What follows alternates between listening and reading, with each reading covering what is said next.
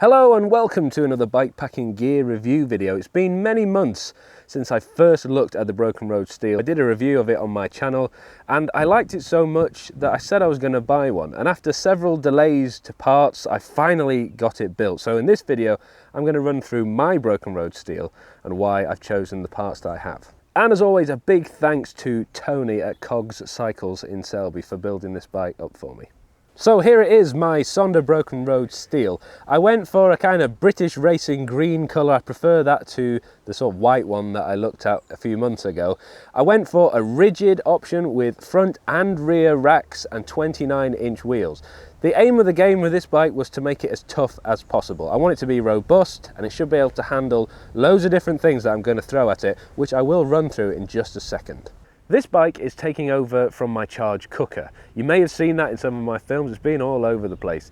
I've had that since 2016 and I absolutely love it. It is starting to get a little bit old now and tired, so over time it's kind of migrated into more of a family bikepacking bike. I wheel it out for those special occasions.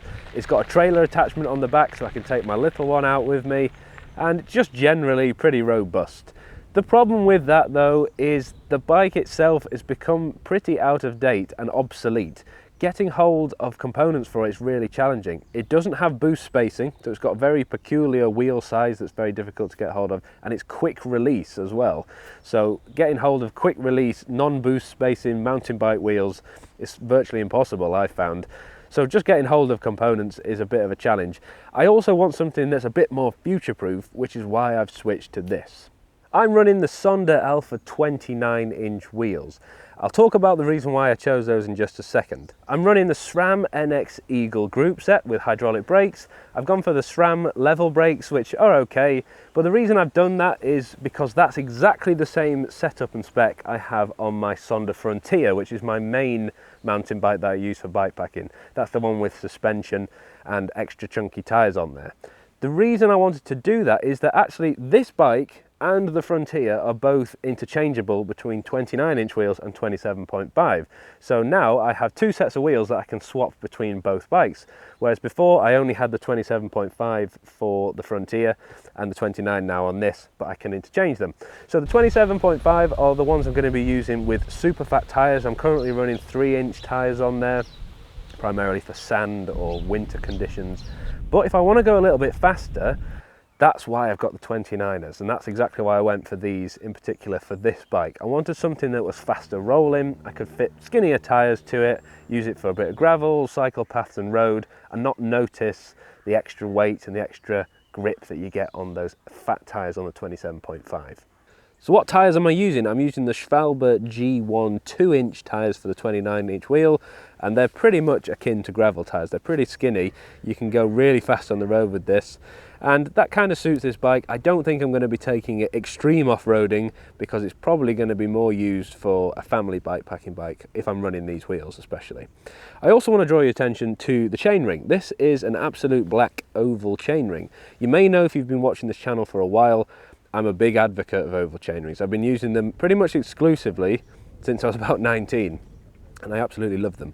I have for the most part been using asymmetric chainrings. The problem with those though is that the company Asymmetric no longer exists. It's really hard for me to get hold of those chainrings. I absolutely love them. But because they're not going anymore, I have to find an alternative. So I reached out to Absolute Black, who were happy to send me one of their oval chainrings to test out, and so far I'm enjoying it. Moving up to the seat post and the saddle, I've kept it really simple. These are just the stock Sonder components, the basic aluminium seat post and the Sonder Abode saddle. I've been using this exact saddle on the Frontier for ages with no issues whatsoever, so I just decided to play it safe and stick with it.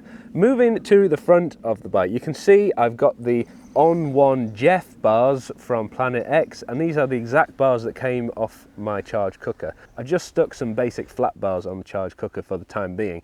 I really like these bars. They're basically a rip-off of Jones bars, which are about 10 times more expensive. So I've really got on with these. They're really comfortable on my wrists for long days in the saddle.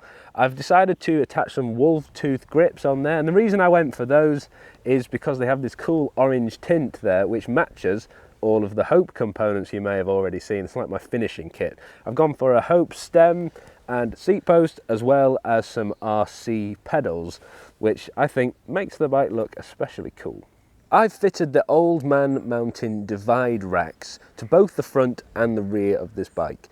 The reason these racks are really cool is that you can either screw them into the fork axle, which I've done here with a special axle that came from them, or you can screw it directly into the bike like you would a normal pannier rack, which I've done at the back. A big thanks to Old Man Mountain for supplying me with the racks as well as the bags.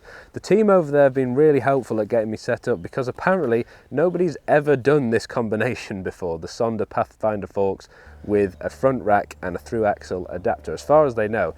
On their website they've got loads of databases of different forks and different axles that you need to make it work, but this wasn't on there, so big thanks to them for being patient with me and helping me get it set up. I've gone for the Ponderosa pannier bags, which are kind of small to medium sized panniers. They're suitable for most people, I would say. Not quite as big as some of the tail fin panniers I've got, but they're waterproof and really sturdy. You can tell they're made of really strong material.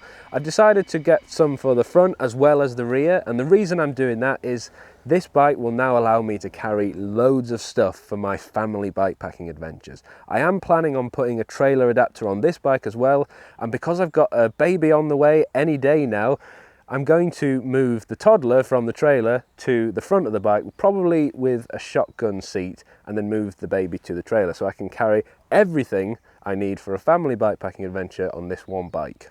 I've also fitted these Alpkit Batonga bags via Alpkit Passport cages onto the fork mounts here as well. I've been using these Batongas in black for a very long time on the Frontier, and I really enjoy them. They're handmade in the UK, waterproof bags that are really sturdy. But I decided to go for these olive green ones for this bike. It doesn't quite match the frame, but I think it looks pretty cool. You don't see many of this colour around. It's a very similar setup at the back. Again, I've gone for the Ponderosa bags to match the front, but I've also got the Juniper trunk bag from Old Man Mountain as well. That sits on top of the rack, allowing me to carry way more stuff. It's exactly the same material as the pannier, so super strong. I've left the top of the front rack open so I can choose to stick sleeping bags on there or something, or just strap it on to keep it simple. But I like the trunk bag on the back. It just allows me to get easy access to more stuff. So that's it, my Sonder Broken Road Steel. Let me know your thoughts about it in the comments. I'd love to hear from you. Any questions, do let me know. I know quite a lot about this bike, and I'm sure there'll be bits I haven't covered, so I'd love to hear from you. Thank you very much for watching as always, and I'll see you in the next video.